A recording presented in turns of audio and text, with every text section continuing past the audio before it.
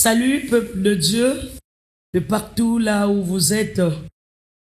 Votre humble servante de Dieu, la pasteur Marthe Kouangoulou, est avec vous aujourd'hui pour vous parler des causes et des conséquences du divorce.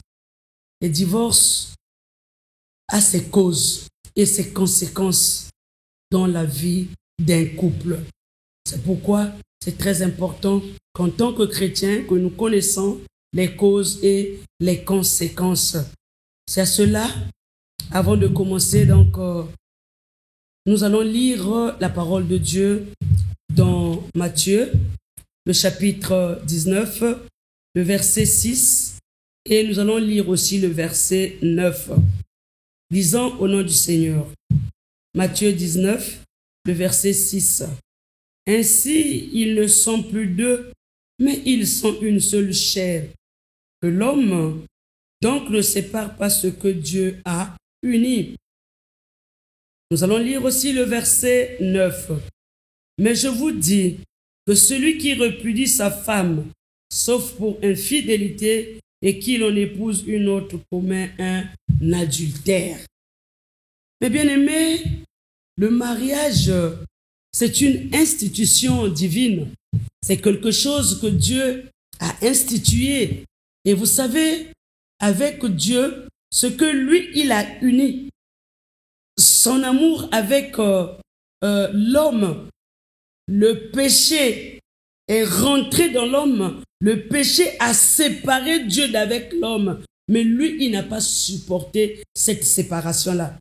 Et au point où Dieu, par son amour, a envoyé son Fils unique pour venir racheter l'homme qui était déjà perdu par le péché. Mais bien aimé, le mariage aussi, c'est comme ça. Dieu a aimé l'homme. Dieu a institué le mariage. Et le divorce, c'est quelque chose qui a beaucoup de conséquences dans la vie d'un couple.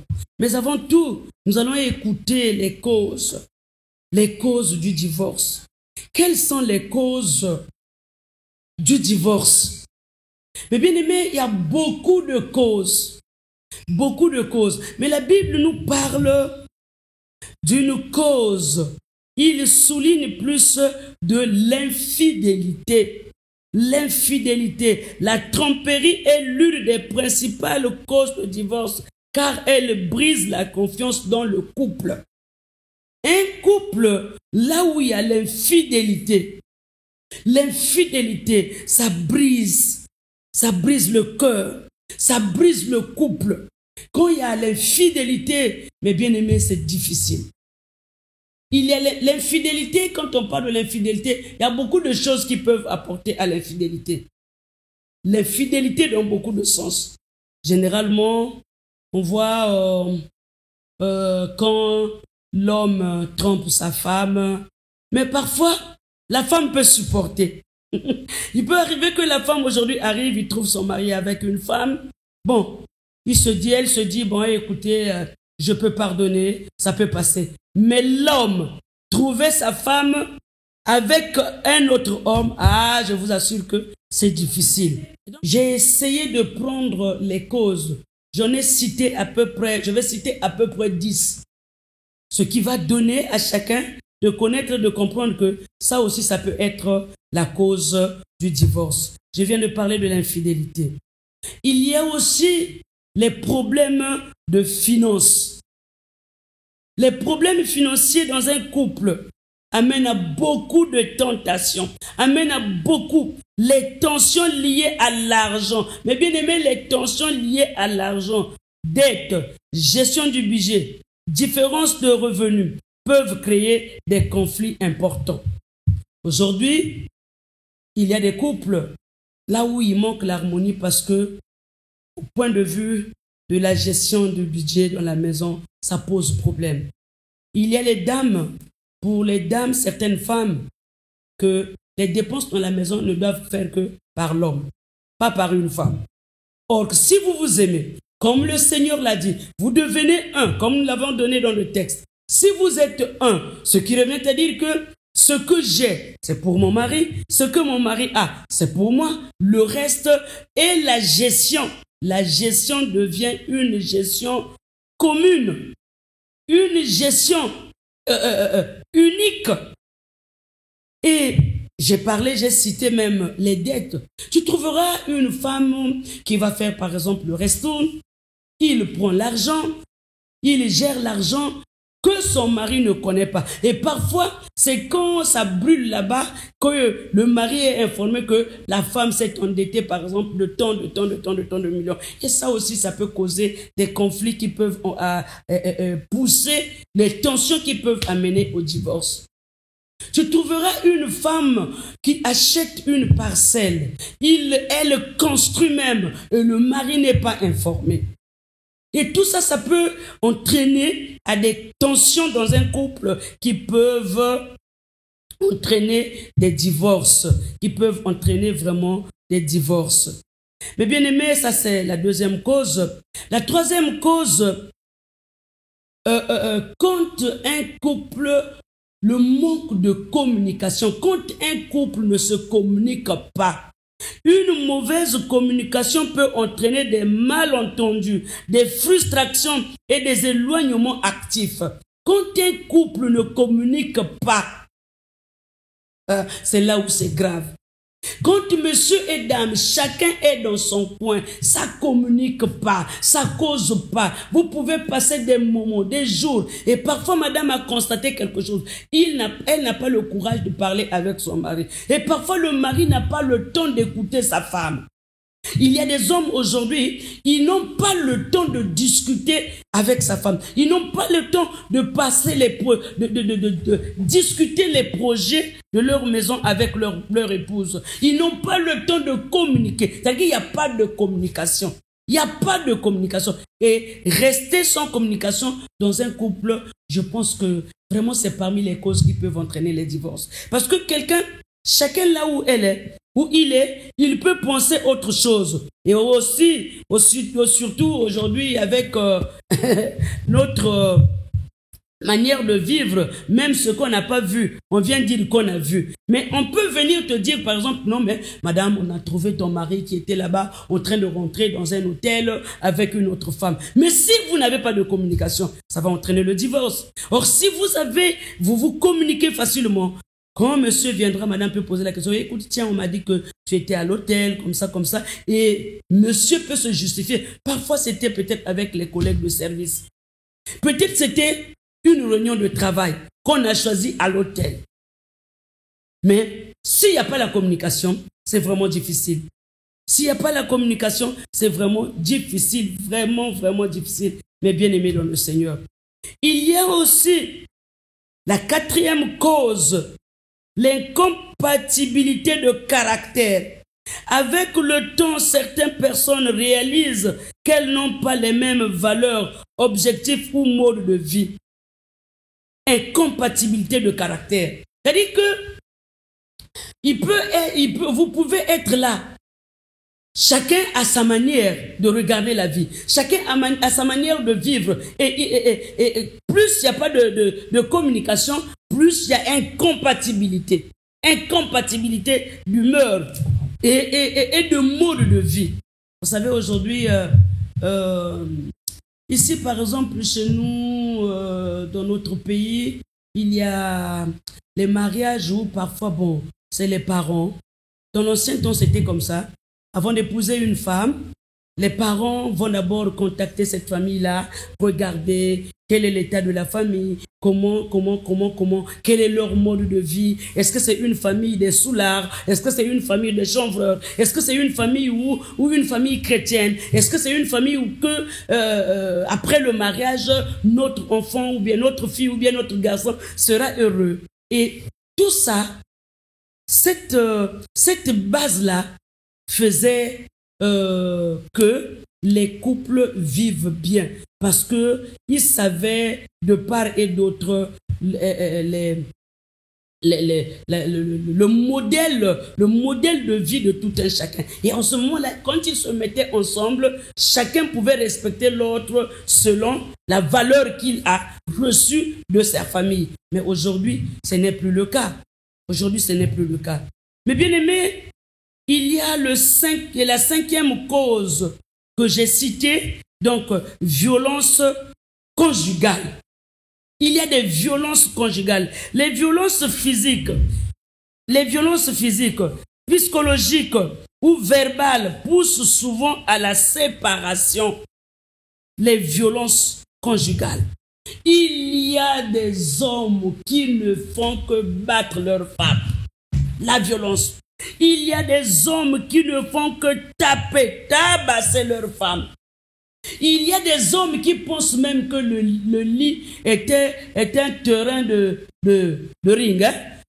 C'est comme si le lit est comparable à un terrain de ring. C'est-à-dire que là où n'importe quel boxeur peut venir boxer. Non, mais bien aimé, les violences conjugales.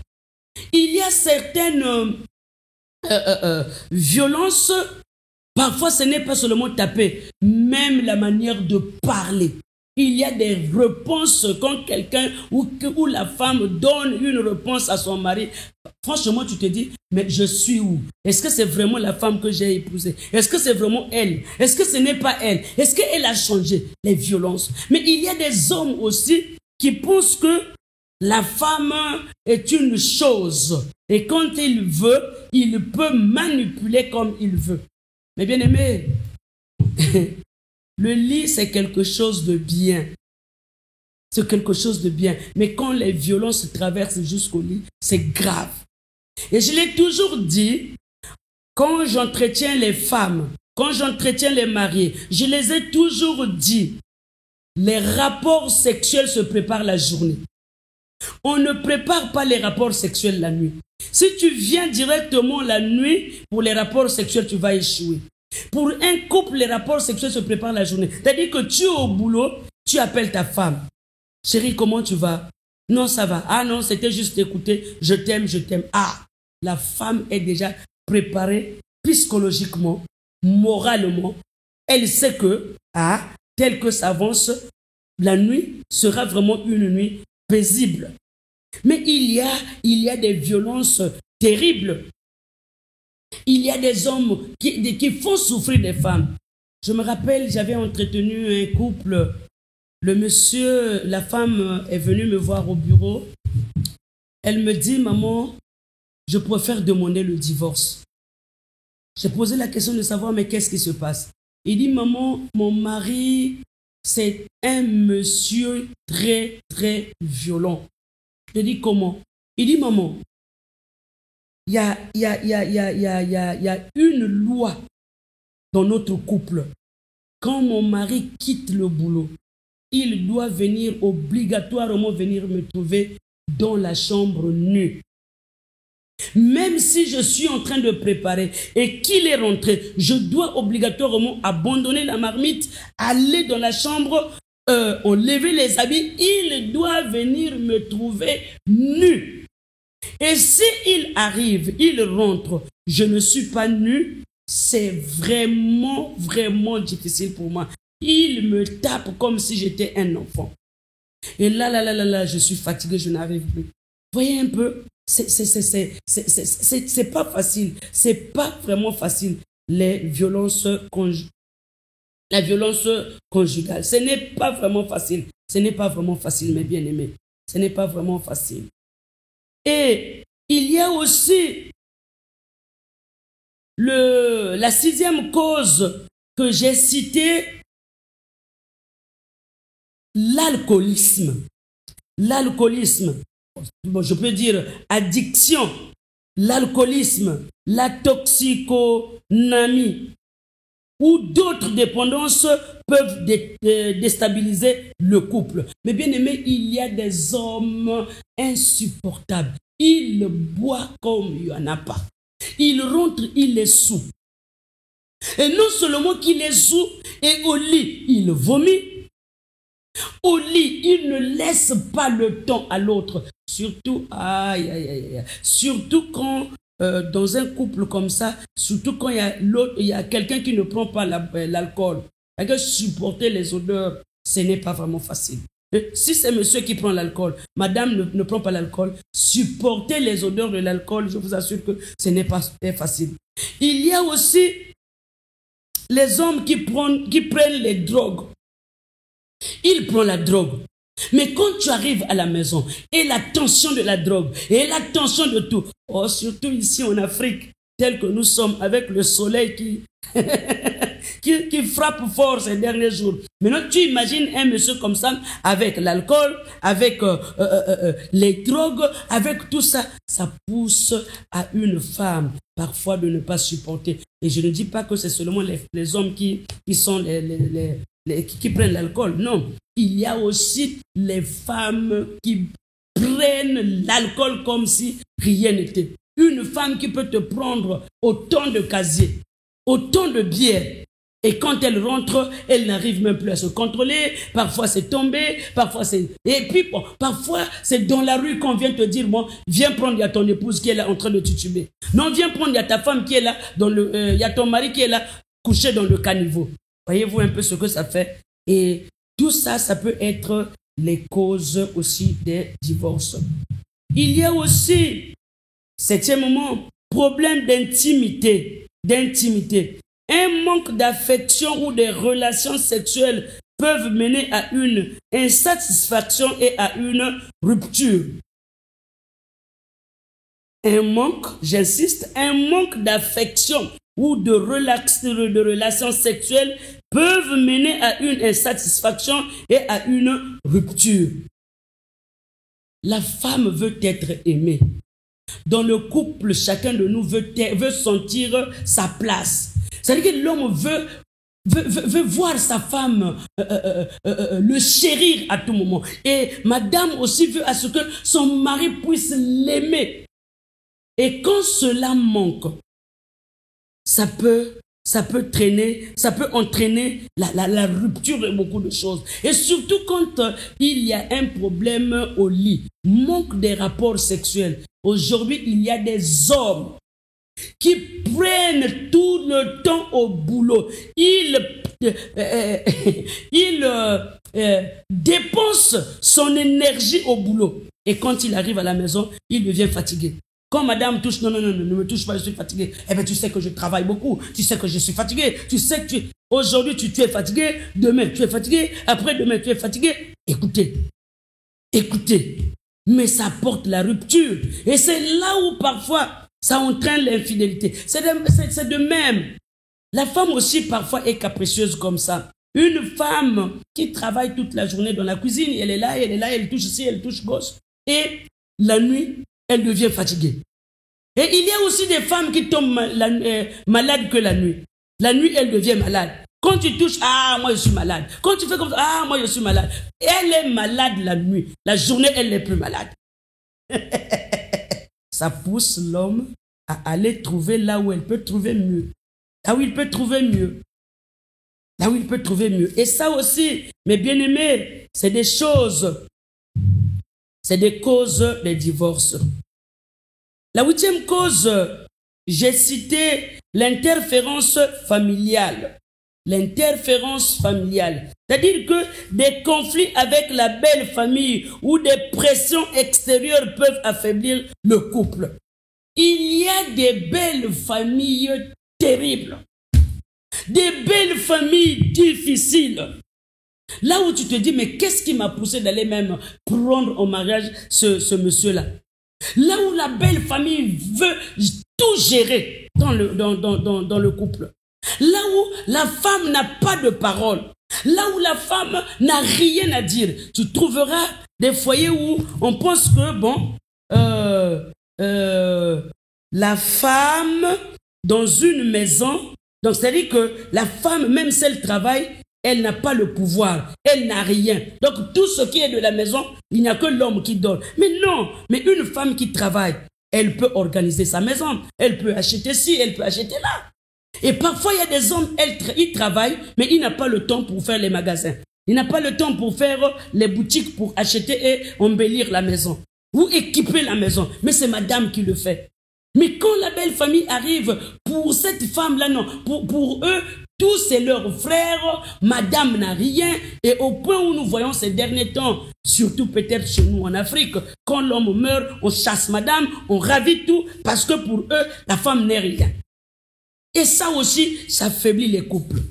C'est dans les deux sens. Hein. Ce n'est pas seulement la famille du monsieur, mais la famille de madame aussi. Il y a certaines familles aussi qui posent vraiment des problèmes. Finalement, donc, la 9e cause, mariage précoce ou forcé. Mariage précoce ou forcé. Un mariage sans consentement ou à un jeune âge peut mener à une séparation. Il y a des mariages aujourd'hui, sans consentement. Et bon, toi tu prends mon fils, j'ai mon fils qui est en France là, bon, je t'envoie ma fille là, cette sœur là, cette fille là est bien, bon, elle est bien, elle est. Donc je te demande de prendre cette fille là pour que qu'elle soit ta femme. Et arrivé en Europe, la fille devient capricieuse et la fille a ouvert les yeux, tout devient difficile et ça entraîne au divorce. Il y a aussi les mariages, comme je l'ai dit, hein, à bas âge. À bas âge. Les mariages où on est encore jeune, un jeune très jeune, il n'est pas encore capable de gérer un foyer. Bon, tu es dans une église où on te dit, bon, écoutez, nous ici on se marie entre des frères et des sœurs. Bon, avant même l'âge, bon, c'est le mariage arrangé au sein de l'église pour arriver devant, bon, quand ça avance un peu plus, bon, chacun, oh non, bon, de toutes les façons, ce n'était pas la femme de mon choix, tout. Mais c'est simplement parce que c'était du forcing. Et enfin, la 10e cause, évolution des attentes. Les aspirations et priorités changent avec le temps et certains couples ne s'y adaptent pas. Il y a des choses aujourd'hui qui sont à l'origine et qui poussent au couple de ne pas être vraiment en harmonie. Et à cela, nous devons aussi ajouter un couple qui manque le pardon. Quand il n'y a pas le pardon, spirituellement, quand il n'y a pas le pardon, le couple-là ne peut pas vivre. Mais un couple qui est basé sur le pardon, je vous assure que vous pouvez avoir des problèmes, mais vous allez régler les problèmes-là dans l'amiable, dans l'amour et avec le pardon comme base et fondement. En tout cas, ce couple-là va aller de l'avant. En tout cas, mes bien-aimés, que le Seigneur vous bénisse. Et nous allons donc prier pour ceux qui sont déjà en processus de divorce, que le Seigneur vous aide. Car le divorce a beaucoup de conséquences et ces conséquences-là, nous allons les voir. Mais bien aimés, les conséquences du divorce sont tellement bizarres au point où ce n'est pas bon. Et je ne vous encourage pas à vous divorcer, mais je vous encourage à placer Christ devant, à demander pardon pour que le pardon et l'amour puissent régner dans votre couple. Nous allons prier. Dieu notre Père en Christ Jésus, nous te bénissons, nous te rendons grâce. Seigneur, nous te présentons les couples en processus de divorce. Oui, Père, étends ta main. Tu nous as dit à travers le texte que tu nous as unis. Tu as unis. Que personne donc ne sépare ce que toi tu as uni. Il y avait autant de situations. Nous avons cité les causes, Père. Donne, il y avait notre Dieu à ces couples de placer le pardon devant afin que leur maison puisse vivre encore pour la gloire de ton nom, au nom de Jésus. Amen.